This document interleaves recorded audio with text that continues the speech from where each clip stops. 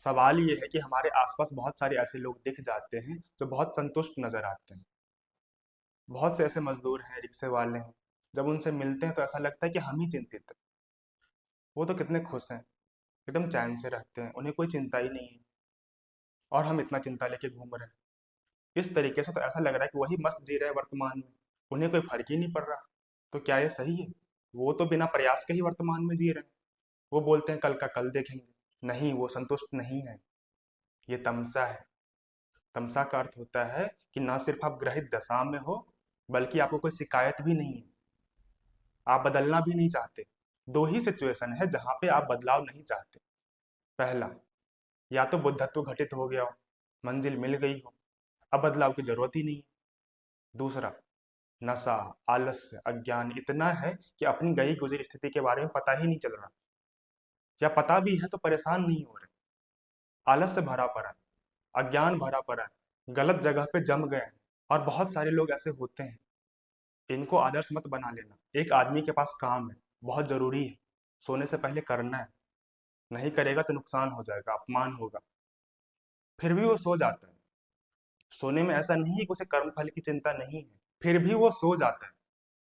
क्योंकि अब उसकी वरीयता में सम्मान से ऊपर आलस्य है। वो नुकसान भी सह लेगा, अपमान भी सह लेगा, क्योंकि नींद जरूरी है अभी उसके लिए।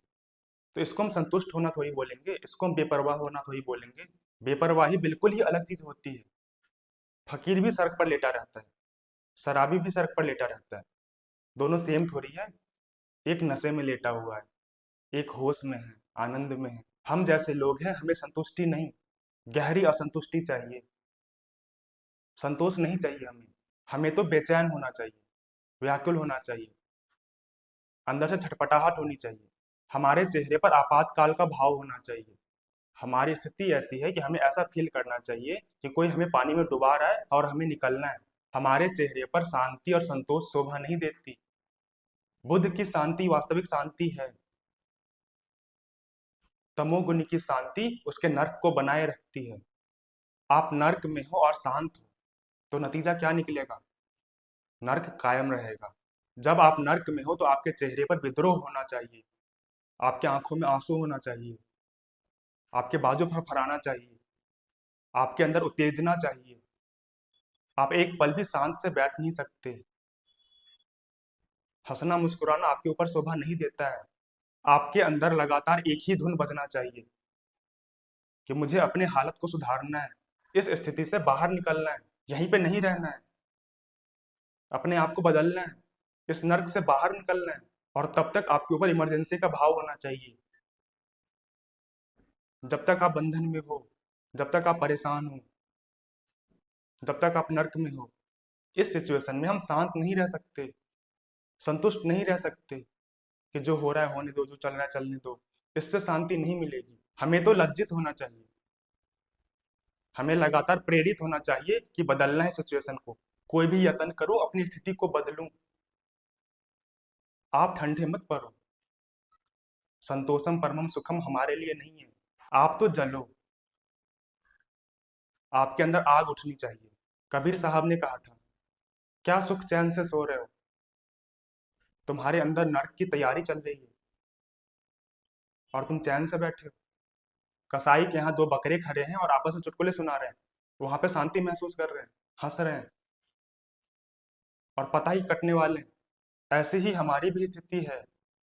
हमें पता है हम बुरी सिचुएशन में हैं, हमें पता है हम कटने वाले हैं, फिर भी अवॉइड कर रहे हैं, सिचुएशन को टाल रहे हैं। इस सिचुएशन के बीच में ही मनोरंजन ढूंढ रहे हैं, हंस रहे हैं। और सामने से सुनामी आ रही है, हमें दिख रहा है। एक दिन अवॉइड कर देंगे, दो दिन अवॉइड कर देंगे, 4 दिन बाद वो सामने आ ही जाएगा। और जब आ जाता है तो परेशान हो जाते हैं कि ये क्या हो गया हमारे साथ। वो आने ही वाला था।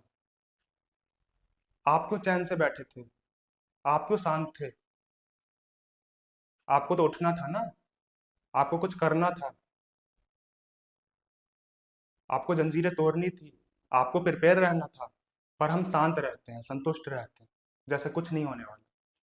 और इसलिए बार बार फंसते हैं। आप उठो, विद्रोह करो, अपनी जंजीरें तोड़ो। हंसो नहीं, हंसी पे एनर्जी बर्बाद मत करो। हंसी इतनी सस्ती चीज नहीं होती है। आपने कभी मुस्कुराहट देखी है जांबाजों की, स्वतंत्रता सेनानियों की, ज्ञानियों की, संतों की? उनके मुस्कान में भी धार होती है।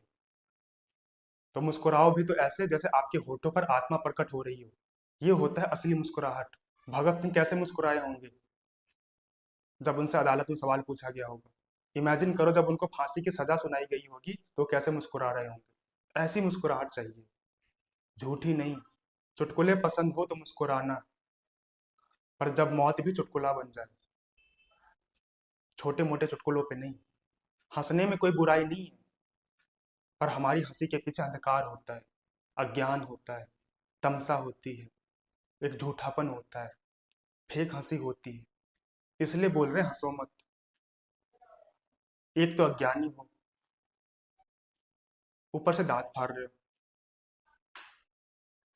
अच्छा लगता है? हंसी में कोई समस्या नहीं है, बहुत मीठी बात है, पर असली तो हो।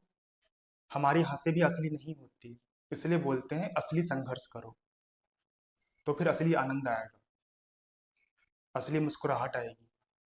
पर हम ऐसा नहीं करते।